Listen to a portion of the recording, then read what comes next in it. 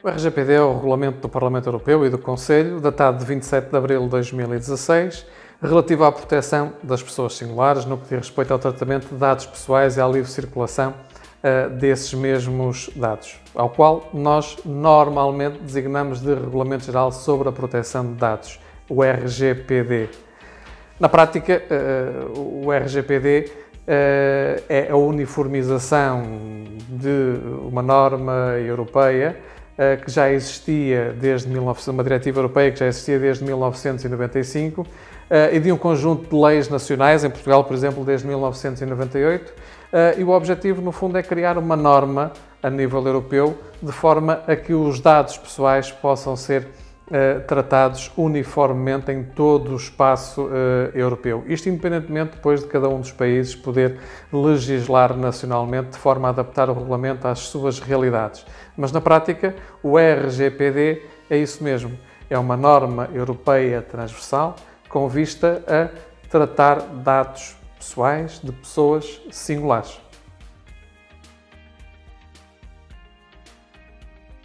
Na prática, o RGPD entrou em vigor a 27 de abril de 2016, abrindo-se aqui um espaço de coabitação do Regulamento Europeu com as diversas legislações nacionais até 25 de maio de 2018.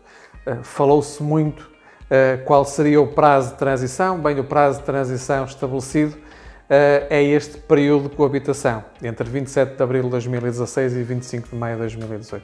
A partir de 25 de maio de 2018, o regulamento está em vigor, solitariamente, chamemos-lhe assim, independentemente daquilo que possam ser as adaptações nacionais dos vários países. Cada país da União Europeia ficou responsável por legislar, adaptando o regulamento à sua especificidade. Independentemente disso, 25 de maio de 2018 é a data a reter, está em vigor o Regulamento Europeu, tal como foi elaborado pelo Parlamento e pelo Conselho.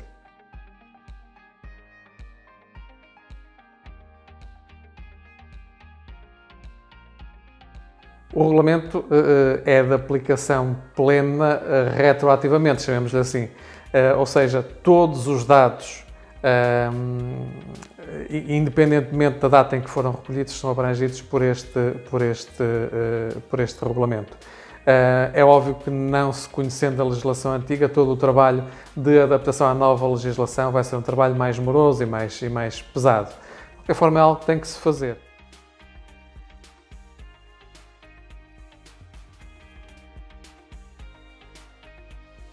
Quando falamos em dados pessoais, à luz deste regulamento, falamos em dados que estão em formato estruturado, portanto, organizado em capas, em arquivos, com algum tipo de padrão associado, o arquivo que seja centralizado ou descentralizado, tratado por meios automatizados ou não automatizados, dados eletrónicos, dados físicos. Falamos, na prática, de tudo aquilo que são dados pessoais. E o que é que podem ser dados pessoais? Nomes, moradas, datas de nascimento, números de contacto, endereços de correio eletrónico. Isto para falar de uma categoria de dados a que denominamos dados normais, chamemos-lhe assim, e depois uma categoria de dados que são os dados sensíveis, onde podemos estar a incluir dados biométricos, dados genéticos, dados de saúde, dados que caracterizam opções políticas, religiosas e sexuais das pessoas, dados de menores de idade. Portanto, estamos a falar de toda a tipologia de dados pessoais.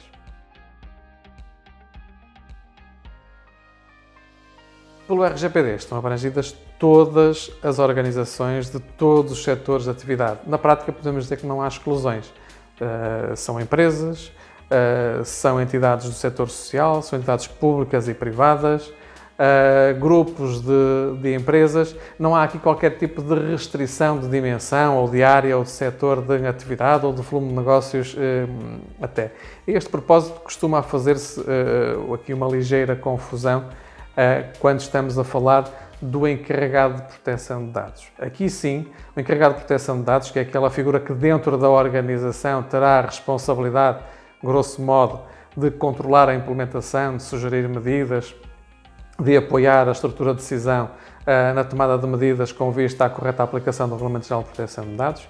qualquer forma, mesmo não havendo a obrigatoriedade da existência do encarregado de proteção de dados, um EPD ou Data Protection Officer, DPO, todas as medidas de salvaguarda de dados pessoais, isto é, o regulamento, tem de ser aplicado na íntegra. Então, quem está abrangido pelo RGPD? Todas as organizações de todos os setores de atividade, sem exceção.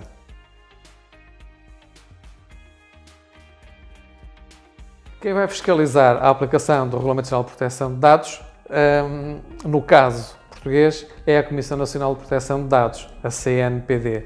Esta fiscalização vai ocorrer basicamente por duas vias, ou através de denúncia, e são conhecidos até há bem pouco tempo 274 denúncias, com 263 processos de averiguação por parte da CNPD, ou então através de ações, chamemos-lhe proativas, ações no terreno, em que a própria CNPD vai verificar a implementação ou não do regulamento. E depois, em função dos factos encontrados e da gravidade dos mesmos, fará aplicar as respectivas coimas. A este propósito, pode dizer-se que em Portugal são conhecidas há 4 coimas aplicadas, nomeadamente a um centro hospitalar, que é aquela mais significativa, no valor de 400 mil euros, mas há também outras coimas, nomeadamente também no setor social, já foram aplicadas. Um pouco por toda a Europa, as coimas vão surgindo. Em França já foram aplicadas 2.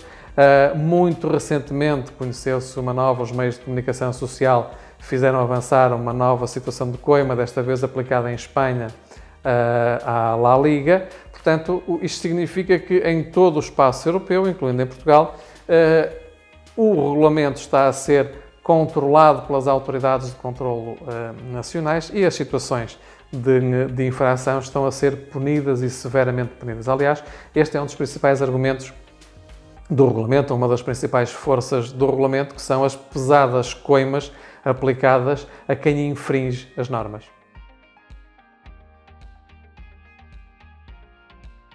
Para se estar em conformidade com o Regulamento Geral de Proteção de Dados, na prática tem de tomar uma série de medidas com vista a salvaguardar o tratamento de dados pessoais.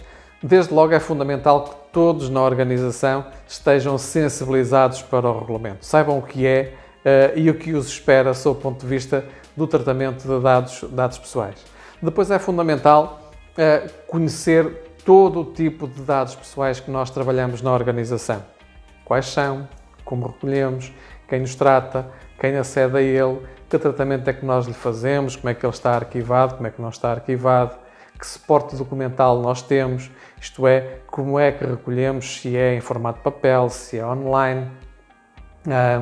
Depois é necessário fazer toda a análise documental, isto é, todos os documentos recolhidos, perceber se eles estão em conformidade com o regulamento ou não. Um caso muito simples, que já se fazia antes da entrada em vigor do novo regulamento, que é a questão dos consentimentos.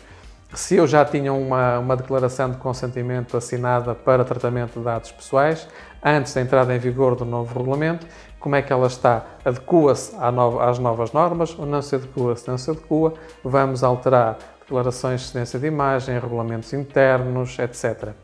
Depois, com base em toda esta informação recolhida, é fundamental eu fazer um ponto de situação.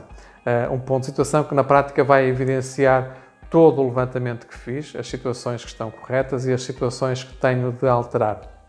Isto é fundamental para se tomarem decisões relativamente à documentação de suporte, nomeadamente a revisão de contratos de prestação de serviço, contratos de trabalho, declarações de consentimento, declarações de assistência de imagem, a declaração do exercício de direitos, as declarações de conformidade dos subcontratantes, porque aqui há dados que são partilhados com um conjunto de entidades ou há um conjunto de entidades que têm acesso a dados que nós trabalhamos. É preciso que essas próprias entidades, esses subcontratados, nos garantam que também cumprem com o Regulamento Geral de Proteção de Dados. Portanto, construir toda esta documentação de suporte e implementar esses mecanismos, essa documentação, esses procedimentos na organização. Esta fase da implementação é muito importante, porque o Regulamento Geral de Proteção de Dados, acima de tudo, é uma oportunidade. É uma oportunidade das organizações olharem para si próprias, perceberem as suas ineficiências e melhorarem sempre na perspectiva da salvaguarda da informação que não é nossa, que é de pessoas que de alguma forma interagem connosco, seja de clientes, seja de trabalhadores, etc. Depois é necessário, depois destas medidas todas acauteladas, formar os colaboradores para que cada um dentro da organização saiba exatamente qual é o seu papel no tratamento de dados pessoais.